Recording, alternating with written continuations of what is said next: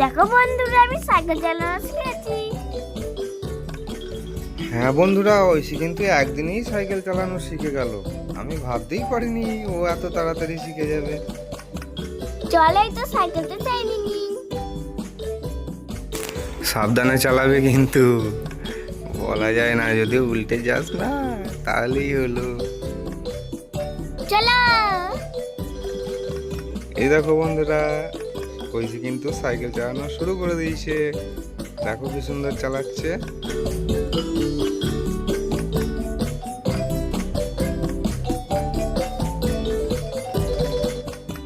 এইবার দেখো কিন্তু ওইখান থেকে ঘুরে আসছে। বাহ, ভালোই চালাচ্ছিস তো। সরো। সরে যায় বাবা, নাহলে কোনো উড়িয়ে দেবে আমাকে।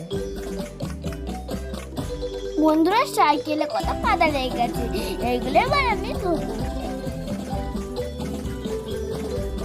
এই দেখো কত কাদা লেগে গেছে।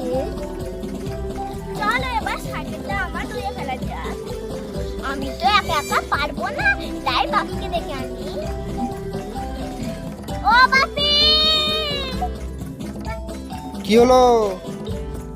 এই সাইকেলটা ধুয়ে দেবে, চলো, কাদা লেগে গেছে। চলো তাহলে সাইকেলটা ধোয়া যাক।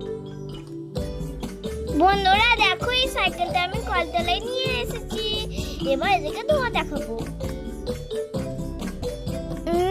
কত কাদা, আর একটু যদি জলটা জোরে বেরোতো তাহলে সব ধুয়ে যেত।